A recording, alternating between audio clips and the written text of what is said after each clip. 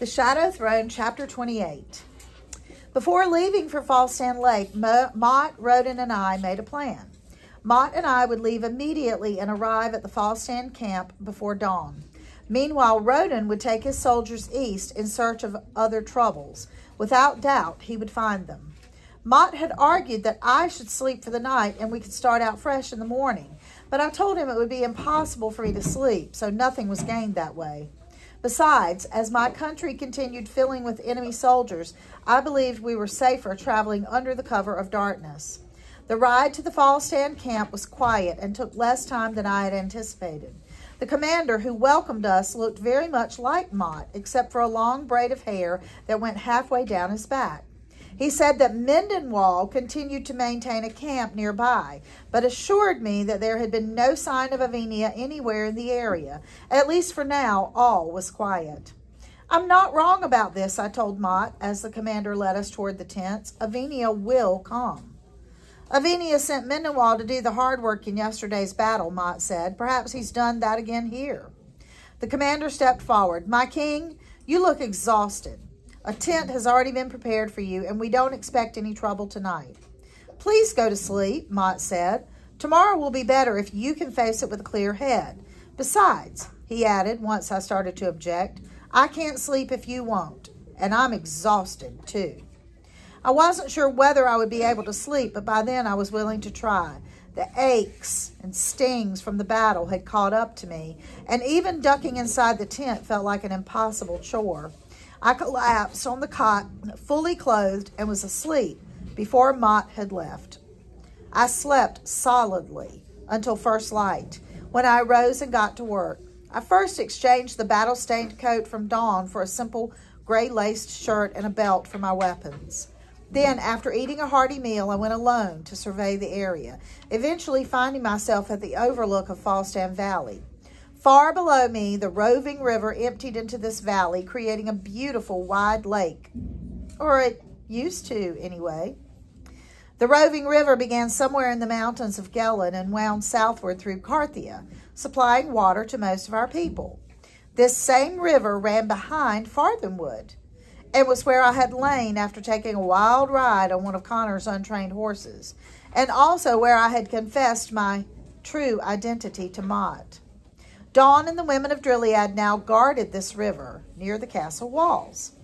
As it left Drilliad, the roving river gradually cut deeper into the earth, leaving high canyon walls on either side. I stood on one of those walls now, not far from my camp. Fallstand Lake and the valley surrounding it had been named for an early explorer of these lands. He had commented in his journal on the beautiful sight of the coming upon the cool blue waters of the lake. Our people had enjoyed it ever since then. I, too, had many good memories of swinging into the waters from a rope hung from some of the tall trees on the shore. But for well over a month, the lake bed had been dry. All that came through the caked valley floor was a thin vein of river water, only a pale shadow of what it should have been. Fallstand Lake still existed, or at least the water from the lake still existed, except that instead of a wide, deep lake, it was bottled up in the canyon at my back, trapped behind a very steep wall of rocks and logs and mud. As the water rose higher, so did the dam of debris. Now it was nearly even with the earth cliffs beneath my feet. From my angle, it looked as though an entire hillside somewhere upriver had collapsed and the debris had become lodged here. Do you sense a tricky little battle plan? As the commander had indicated the night before, Avinia was nowhere in sight, but Mendenwall was entrenched in their own camp not far from the lake's former bed. The soldiers of that camp had enough water for cooking and drinking and to manage their animals, but little more. There certainly wasn't enough water for the men to bathe in, and I hoped the smell of so many sweaty and dirty soldiers was choking them. Not that I was in position to judge. After so many battles and the miles of dusty road in between, I needed my own bath. By now, I was sure my odor offended even the devils, which was no small feat. Mendenwall must have known our camp was here, and yet they had not attacked. Why? Perhaps they were waiting for Vargan and his men. It surprised me that they waited at all. Mendenwall had thousands of men here, far more than we'd encountered in Gilead. Surely they would look at our fewer numbers and see the advantage. From what I could determine, Mendenwall had crowded their soldiers into a semi-sheltered knot of land that would be nearly impossible for my men to breach. They were near the dry lake bed, but surrounded by sheer slopes. It would be a long ride for us to approach from the south and attack from the top of the slopes, and I was certain the entrances to their camp were very well guarded, should we attempt to enter it directly. The only way to defeat them was to draw them out, and I had some idea about that. After a careful survey of the area, I returned to camp and held council with Mott, Tobias, and Amarinda, and my military leaders. We described all that we had seen in the battles, and they told me similar stories of their troubles. Little of what we discussed was encouraging. Mott shared with the group a message that had come in from Gilead earlier that morning, which was the nearness of our battle yesterday had thrown the capital into disarray. As we suspected would be necessary, Harlow had opened the prisons to anyone who swore an oath to act in defense of the country. But with the chaos in the city, the one prisoner who had not been offered the chance to fight had still escaped. Connor, I breathed. Where's Connor? Of course, no one here could answer me, but his absence bothered me in every possible way. More so since I already knew Connor had been in communication with Vargan. I had no time to waste on wondering where he had gone, but clearly I had been wrong all this time to keep him alive. I hated the thought that he was free in this world, likely never to be captured again, and undoubtedly at work on more destruction. Mott only shrugged in response to my question, nor did anyone have news about Fink, which bothered me equally as much. Next, we discussed Mendenwall's vast armies camped nearby and my commander's belief that they were readying for an attack. Although I would have liked to wait for Lavinia, it was vital that we make the first strike before Mendenwall advanced. So, with a map of the area spread across the table in my tent, I gave my lieutenants their orders.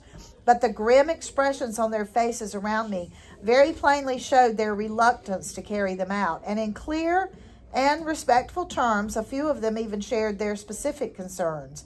None of what they said to me was wrong, unfortunately. We were risking a lot and also depending far too much on luck to see us through to victory. The confidence I had felt from the beginning faltered beneath their arguments. Will doubt be our enemy now? I asked them.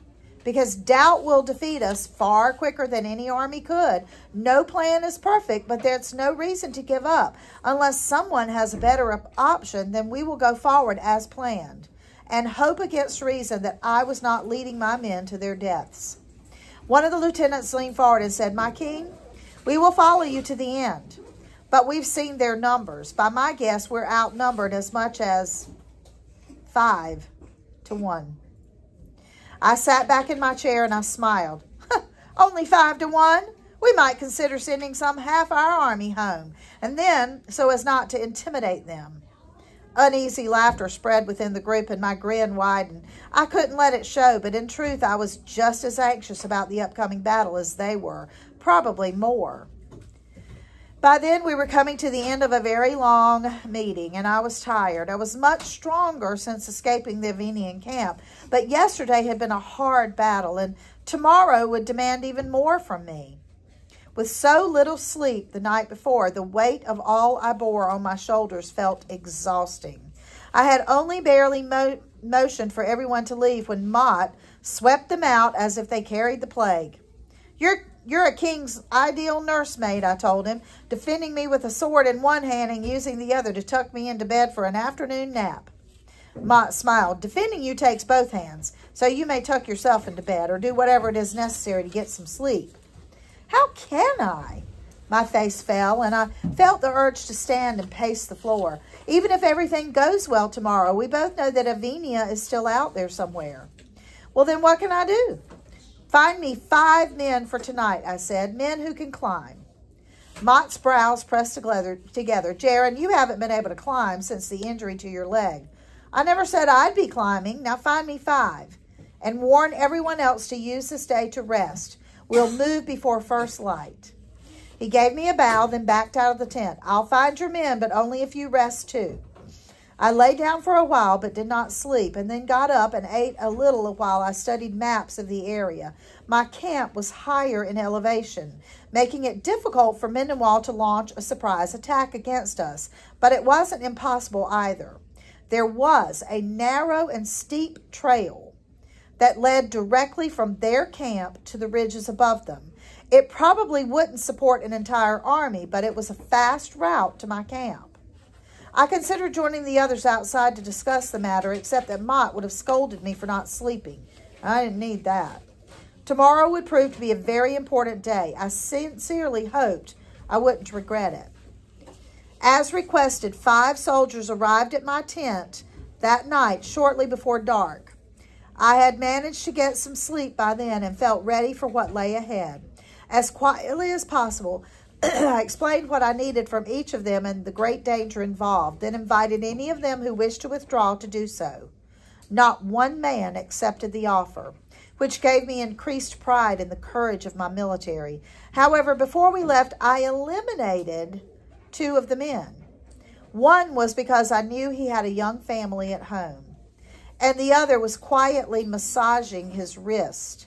Whatever the cause of his discomfort, he was not the best fit for my plans. I showed them a small wood and iron trunk that had come from Drilliad weeks earlier, then ordered the 2 strongest men to carry it to the ridge overlooking the former lake bed. What do you think's inside the trunk? Water. Gunpowder. Ah. As we walked, I explained in more detail the risks and challenges ahead. If the Mendenwall army had the sense of fungus rot, they were watching for our attack. So although the hill to the side of the dam was steep and slippery, they would have to descend it silently and in darkness, using little more than their wits and past experience with near vertical ground. Beyond that, they would have to lower the heavy trunk with them on ropes and then wait until my signal to use it. Tell me you can do this, I said. Everything hinges on you tomorrow. The 3 men vowed with their lives to succeed. I had their loyalty. Now I could only hope for their safety.